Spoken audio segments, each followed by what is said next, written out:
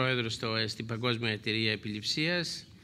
Θα μας μιλήσει για τα αντιεπιληπτικά φάρμακα και τις παγωγές στα ένζημα που έχει συμβεί στο τελευταίο αιώνα.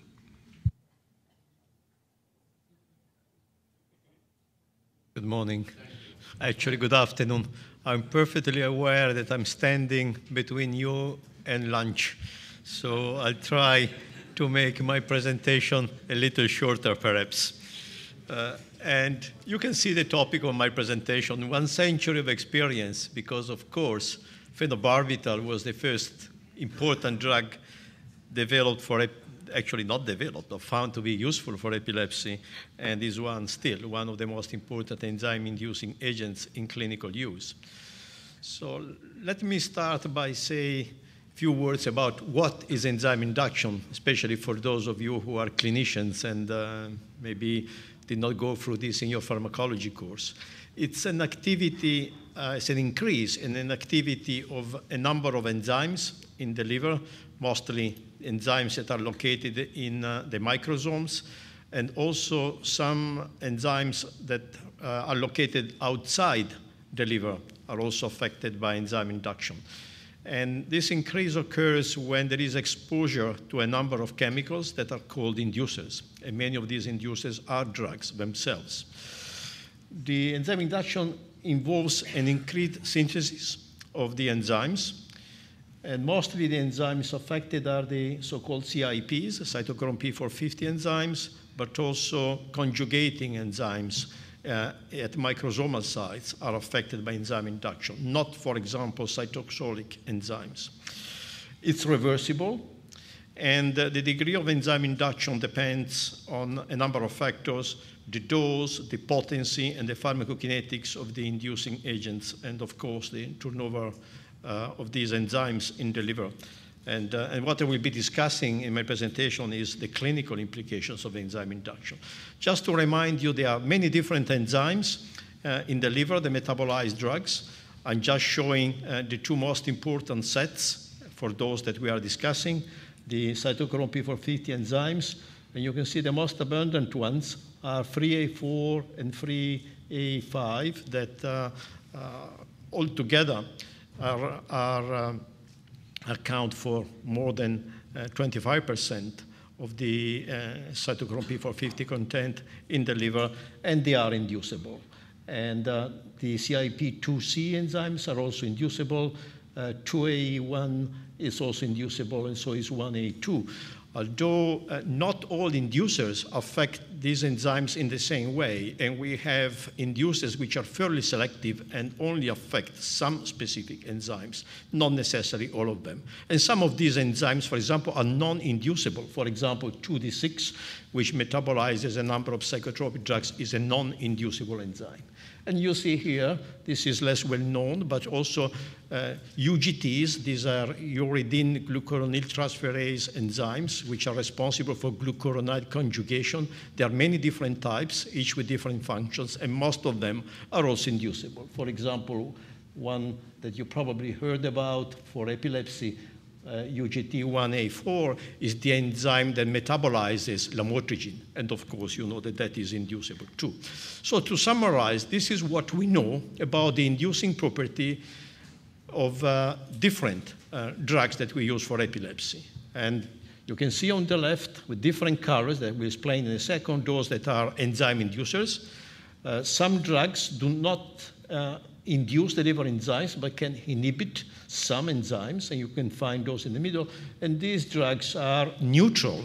They do not affect, to an important extent, the liver enzymes. And you can see those in red are the most potent and also broader activity inducers. That is, they tend to induce the broadest range of liver enzymes. And these are old generation drugs. Then we have a number of newer generation drugs that you see down here that are less potent inducers, or they induce only some types of enzymes. And you can see here an important advantage of newer generation drugs. that none of the new generation drug is a potent, strong, and broad spectrum inducer, although some of these do have some enzyme-inducing property, and I will come back to that. You also find here that enzyme induction and enzyme inhibition are not mutually exclusive phenomenon. For example, oscarbazepine is an inducer. I give you some examples of some enzymes, but oscarbazepine is also an inhibitor, for example, of 2C9, which is why, for example, oscarbazepine increases the serum levels of phenytoin.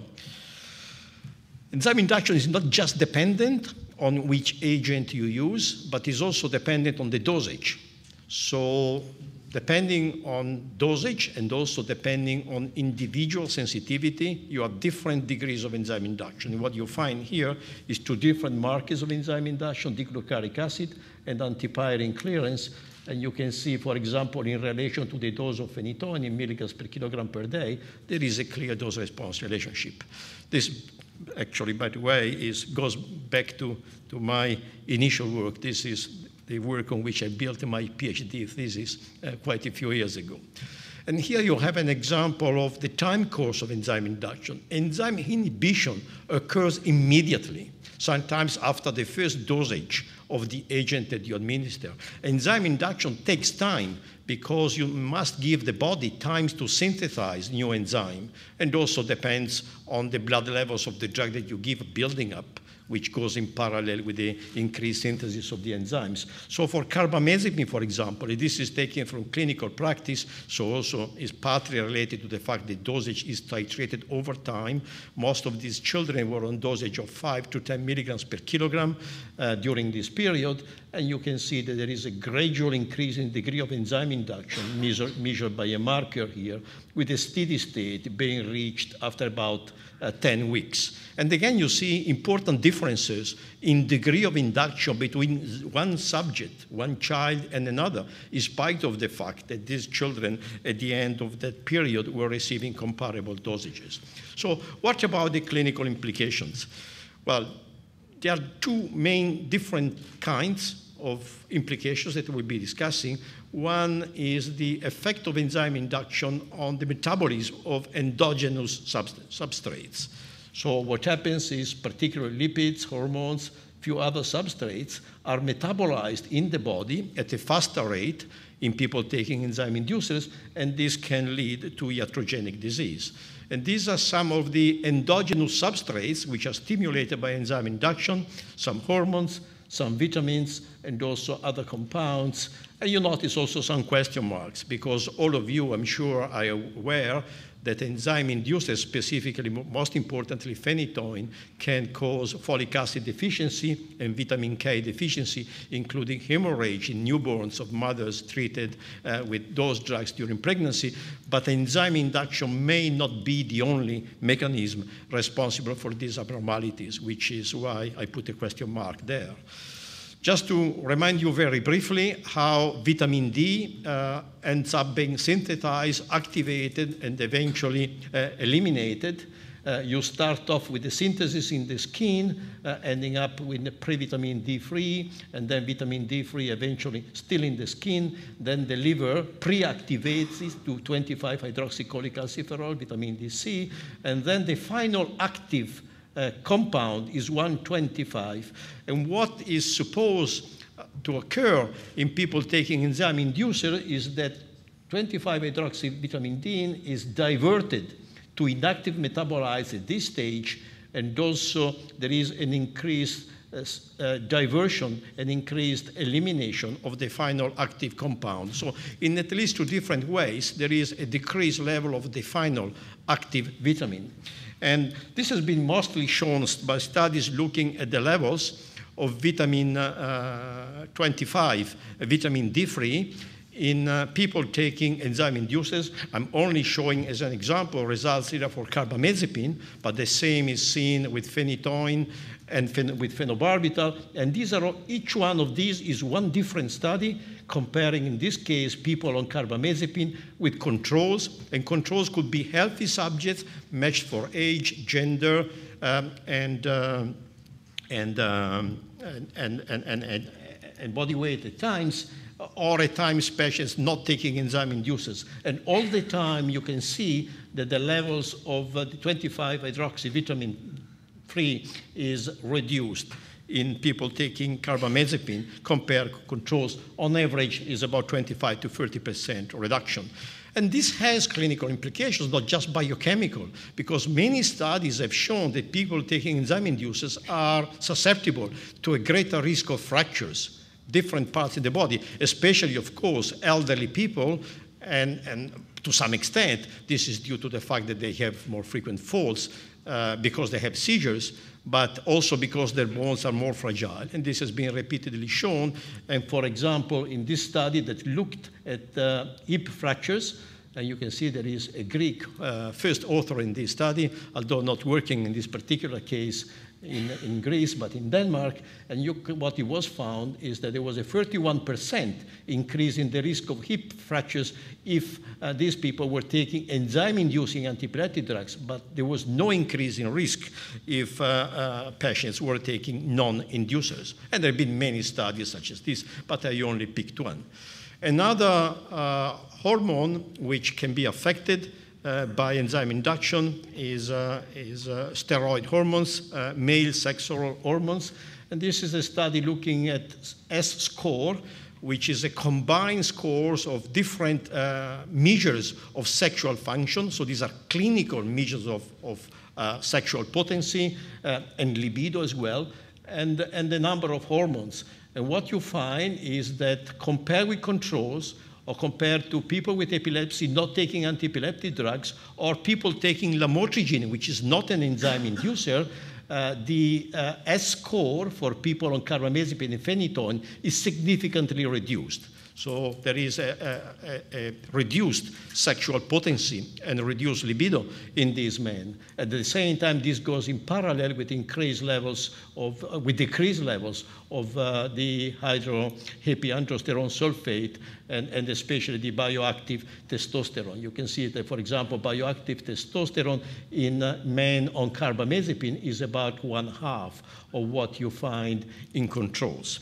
So this has clinical implications. And similar findings you also find in women. And in this particular study, and if more interested, you can look and write down and look into the details. But basically what was found among women with focal epilepsy is that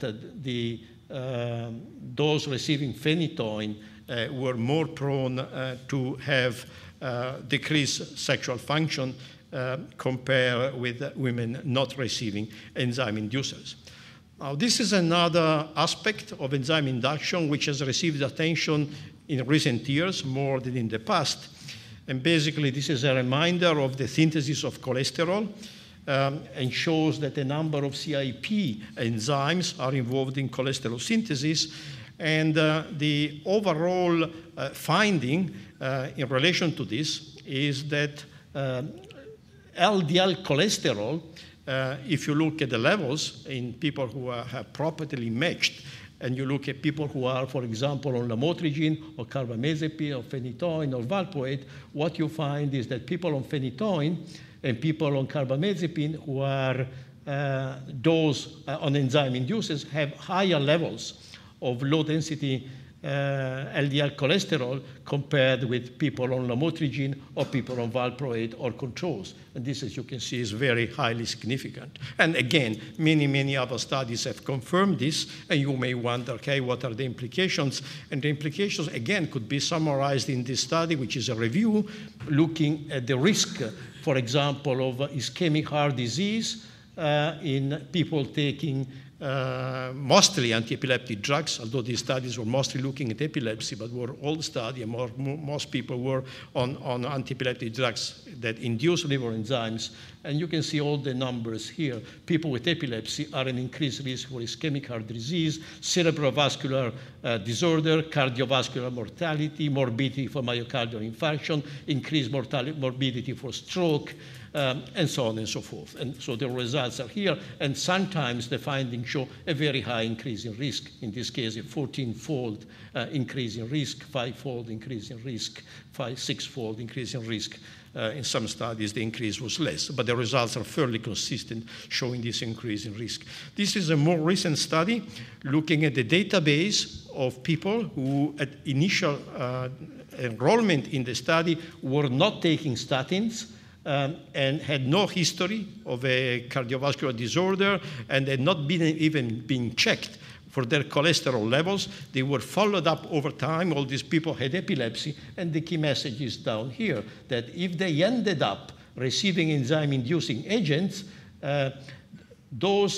among those, 13% were eventually started on statins during the 3-year follow-up of the study. If these people were not given enzyme-inducing agents, 9% were started on statins. So altogether, there was approximately a 50% greater probability in receiving statins if you are started on an enzyme-inducing drug compared if you are started on a drug which is not an enzyme inducer. The second and last part of my presentation, and I'm happy to see that I am on target to preserve your lunch a little earlier, is to look at drug interactions. So not only the metabolism of endogenous substrates, but also the metabolism of other drugs that you give can be stimulated if a person is taking enzyme-inducing drugs. And this could cause a reduction in the efficacy of concomitant medications, or you can see rebound toxicity when enzyme-inducing agent is withdrawn. For example, when you substitute an enzyme-inducing agent, say carbamazepine, which is a drug which is a non-inducer, such as levetiracetam or lamotrigine. And just to give you an example of what is the rationale behind this, because we can predict these interactions fairly reliably. We know that carbamazepine is metabolized by this specific cytochrome, 3A4. We know that this cytochrome P450 is inducible, and we know that it is inducible by phenytoin and phenobarbital. So very predictably, the levels of carbamazepine are reduced if you add phenytoin or phenobarbital, which is what we find all the time. We know that carbamazepine itself is an inducer of this enzyme, and we know that this enzyme metabolizes tiagabine, etosaximide, oral contraceptives, statins, and so forth. So predictably, we can forecast that the levels of all these compounds will be reduced if a person is taking carbamazepine. We also know that carbamazepine induces this glucuronizing enzyme, which is the enzyme that catalyzes the glucuronidation of lamotrigine, and therefore you can predict the carbamazepine reduces the serum levels. So the key word here is predictable. All these interactions are predictable if you know what your drug is inducing and if you know which enzymes metabolize any additional drug that you may be giving. So here is an example of anti-epilepsy drugs whose metabolism is induced by carbamazepine, phenytoin, and phenobarbital. So if a person is on any of these drugs and you say add carbamazepine, you will expect the blood levels of this compound to fall to a variable extent. Levetiracetam, the fall may be only 20%, because phenobarbital is mostly eliminated in the kidney unchanged. There is not a great level of metabolism for this drug. But for lamotrigine, the concentration may fall more than 50% after adding an enzyme inducer. And this has implications. For example, and these are results from the early studies done with lamotrigine, skin rash was much more common if you were adding lamotrigine to someone on valproate than if you were adding lamotrigine to people who were receiving phenytoin and carbamazepine. And there are two factors that work at the same time. Valproate is an inhibitor, so pushes up the levels of lamotrigine and increases the risk of skin rashes if you start with a dosage which is too high. And if you give phenytoin and carbamazepine, that will decrease the risk because the levels of lamotrigine will be lower and the risk will be lower. And this reminds us that idiosyncratic reactions, including skin rashes, are concentration dependent. are not independent on the dose. And in fact, we have now learned how to better use lamotrigine, and we titrate, starting with a much lower dose at a much lower rate if a person is on valproate or on enzyme inducers. Enzyme induction has implications for drug development. This is a recent example. Charismamate was a promising epilepsy drug. It failed during drug development because 2 large phase 3 studies that costed a lot of money did not show efficacy. And then post-hoc, the company went back and looked at the outcome in these patients started on charismamate, depending on whether these people were on enzyme inducers or not.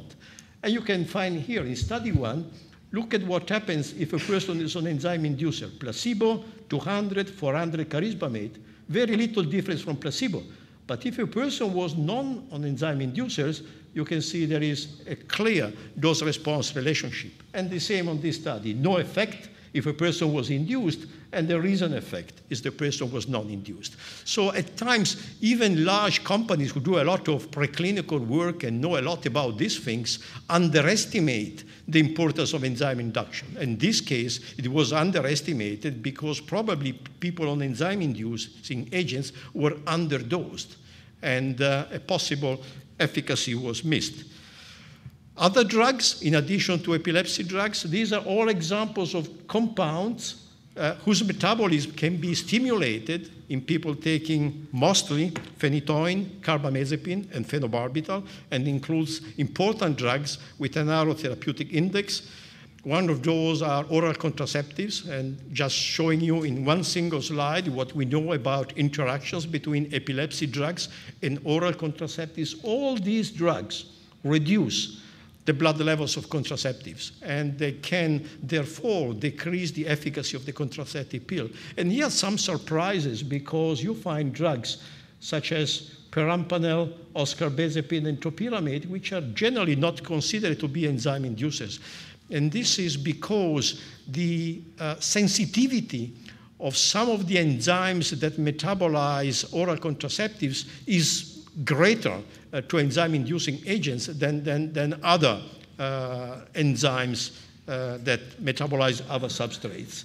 Lamotrigine itself can reduce the levels of levonorgestrel by about 20%. And so it might decrease the efficacy of the oral contraceptive. And lamotrigine also is a complicated drug because it's metabolized by UGT1A4, and 1GT1A4 is induced by steroid or the contraceptive. So if you add an oral contraceptive to a person on lamotrigine, the levels of lamotrigine will fall. And this, on many occasions, has resulted in breakthrough seizures. Valproate is also metabolized by the same glucuronizing enzyme, and so the levels of valproate can also be reduced by oral contraceptive, where there is no interaction with these drugs. And these are fairly important interactions, not so small in the degree of their clinical impact. This was surprising, a recent study, 2011. You would expect we know everything about carbamazepine and this for 30 years. Actually, the magnitude of the interaction clinically between oral contraceptive and carbamazepine has never been carefully studied. It was done in this study. And you found here was done in healthy women, healthy volunteers, healthy female volunteers.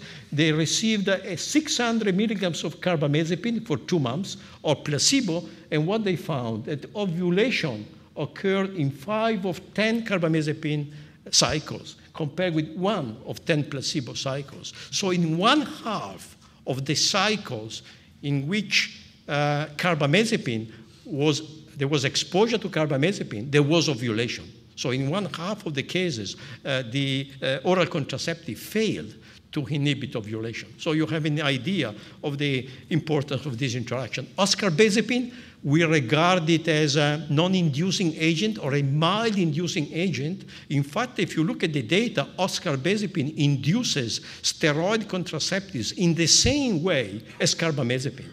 And you see the data here. There is a 50% reduction in the levels of ethenyl estradiol, and again, a greater than 50% reductions in the levels of levonorgestrel. More or less what you find with phenytoin or with carbamazepine. And so you would also expect the same failure of inhibition of ovulation to occur. So what can we use as a contraceptive if a woman is taking an enzyme inducer? Well, all these methods of contraceptions are affected by enzyme induction, including some implants, including the progesterone, the mini pill, including the patches. What you may use is, for example, a levonorgestrel releasing device, or you can use other IUD systems or the barrier methods or the medroxyprogesterone acetate. And I'm closing with a flash, just promise, 3 minutes, showing the magnitude of some clinical important interactions with other drugs. This is an interaction between carbamazepine and risperidone, comparing the blood levels of risperidone and its active metabolite together in people taking carbamazepine, compared with people taking valproate, or compared with people not taking enzyme-inducing drugs. And what you can find, or actually not taking any epilepsy drugs, and you see that there is a huge difference. I mean, look how low the levels of the antipsychotic are in people taking carbamazepine compared with people not taking carbamazepine. And this explains why many antipsychotic agents have been found to be less effective or to lose efficacy when an enzyme-inducing agent is started. This is work done in my medical students after their exam has been done as healthy volunteers, that they accepted to take a 20 milligrams dose of nisoldipine and act as controls. And you can see the levels of nisoldipine after a single dose. And in parallel, we studied a group of patients who were receiving, most of them, carbamazepine. And in a couple of patients, they were also phenobarbital added in combination. And we expected the levels to be lower. So we gave a dosage which was twice as high.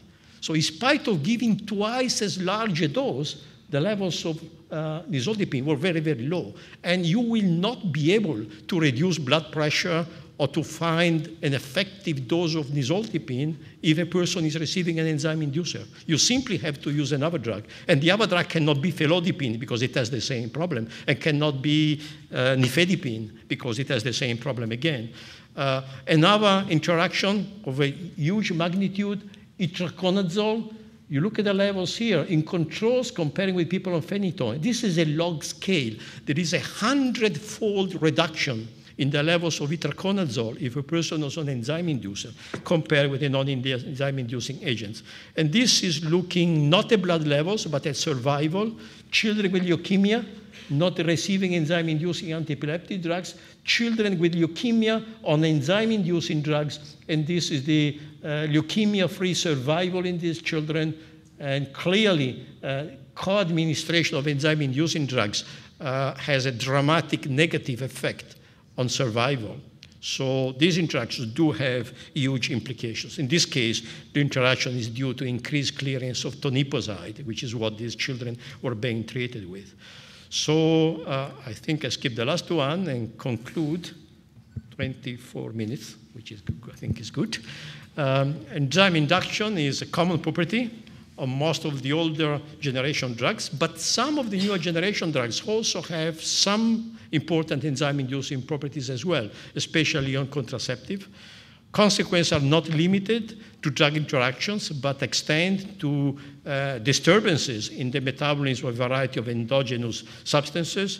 Physicians need to be aware of this consequence when these drugs are added or withdrawn, and the case could be made for preferring non-inducers as first-line therapy. But what I want to emphasize, of course, is not enzyme induction is not the only thing we need to take into consideration. So is one of the factors to be considered when we choose a drug in a person with newly diagnosed epilepsy. And you will remember the study that I showed you about statins, showing that if a person is given an enzyme-inducing drug, is more likely to be given a statin later on during follow-up. Well, in that study, which was done not in a developing country, it was done in the United States. Interestingly, the people who use most enzyme inducers were geriatricians. So generally, the elderly people are exactly those kind of people in whom you would not want to use an enzyme inducer, because these people take a lot of medications. And the drug interactions are going to be more problematic. But for some cultural reasons, the people who treat these patients seem to be those more reluctant to use drugs which are devoid of this property. And with this, I thank you for your attention. Thank you.